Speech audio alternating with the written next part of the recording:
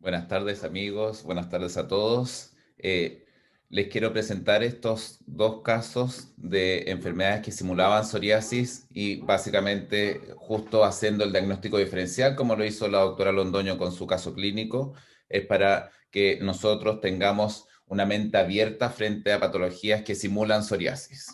Estos son mis conflictos de intereses, sin embargo no recibo ningún estipendio por esta charla. Y claro, cuando pensamos en una erupción eritematoescamosa, siempre la primera opción es psoriasis. Es lo que sale en los libros, es lo que vemos en nuestra práctica, pero no siempre es así. Entonces, siempre la invitación después de esta charla es tener nuestra mente más abierta a próximas posibilidades. Y entonces vamos con los casos. El primer caso es un hombre de 23 años que no tiene antecedentes personales, pero su tía tenía psoriasis vulgar y tiene 3 semanas de lesiones plantares que son sensibles, que no presenta fisuras y que consultó a medicina general y el médico le indicó clobetasol en ungüento. A los 10 días de comenzado este cuadro, empezó con una cefalea intensa, por lo que consultó al servicio de urgencias. Y del servicio de urgencias nos llamaron a nosotros. Entonces, fíjense, estas lesiones plantares, vemos estas placas eritematosas y descamativas que son bilaterales y con tendencia a la simetría.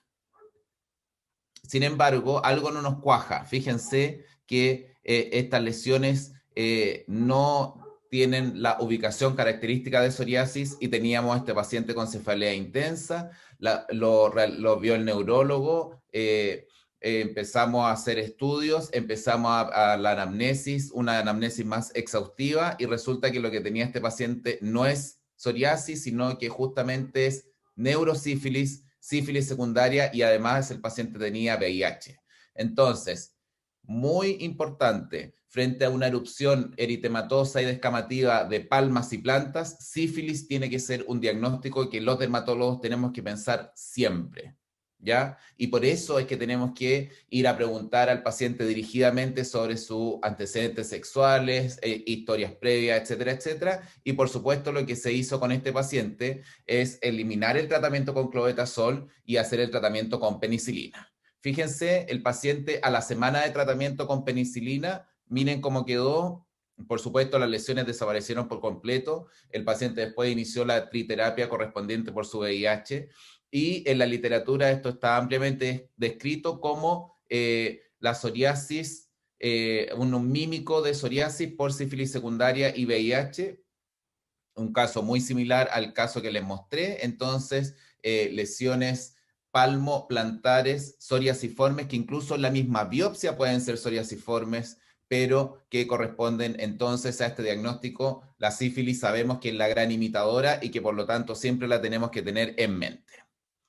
Otro caso, ahora más de psoriasis palmar, pero la misma cosa, simula psoriasis palmar, sin embargo, sífilis secundaria. Entonces, fíjense siempre en estas placas eritematosas con esta descamación un poco que es excéntrica y que vamos a ver que es una descamación un poco diferente a lo que vemos en psoriasis, no logra la fisuración clásica y que avanza rápidamente. Este también es otro caso descrito en la literatura. Y otro caso, fíjense, este rash eritematoso, muy poco descamativo y siempre es con tendencia a ser anular. La psoriasis no tiene esta tendencia tan anular y tan perfecta, sin embargo la sífilis secundaria sí, incluso en palmas y plantas tiene esta tendencia a ser anular. Incluso uno podría decir que las lesiones parecen target como del eritema multiforme y aquí vemos entonces múltiples lesiones eritematosas escasamente, discretamente descamativas y en las cuales con la biopsia vemos entonces el treponema teñido con tinciones especiales de este paciente. Vamos ahora al segundo caso. El segundo caso también nos va a presentar un reto de diagnóstico. Esta es una mujer de 72 años que tenía psoriasis de 25 años de evolución en tratamiento solo tópico. Además tenía hipertensión arterial de muy mal control, diabetes insulino dependiente, insuficiencia renal crónica y obesa mórbida. Entonces estamos frente a una paciente con comorbilidades que hacen difícil el manejo de todo.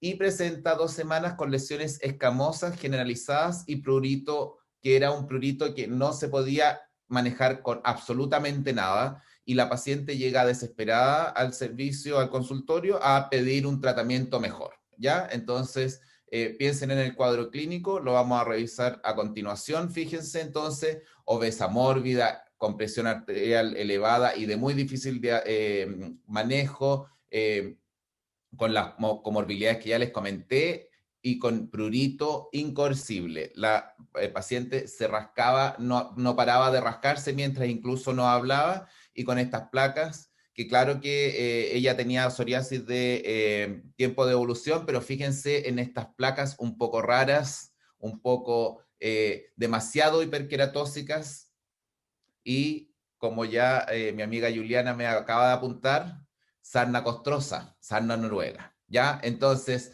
¿qué es súper importante? Que la sarna costrosa no está descrito que pique así, pero en los psoriáticos sí pica. Y esto es justamente otro artículo de la literatura donde mostraban un paciente que tenía esta paciente tuvo una quemadura y desarrolló una sarna costrosa en la cicatriz de quemadura. Entonces también era un reto diagnóstico porque, claro, tenía picazón en la cicatriz. Algunas veces pensaron que podía ser el fenómeno de Koebner en esta paciente, sin embargo no, era sarna costrosa. Entonces hay que tenerlo siempre en mente porque justamente con el tratamiento, que es bastante más fácil y bastante más barato que un tratamiento biológico, la paciente mejoró un montón. Y para decirles como al final, siempre el camino más largo de aprendizaje de todas las artes es aprender a ver. Y nosotros como dermatólogos tenemos esta posibilidad de la más rica de las semiologías de la medicina y tenemos que aprovechar de usarlo. Y con esto me despido. Muchas gracias por su atención.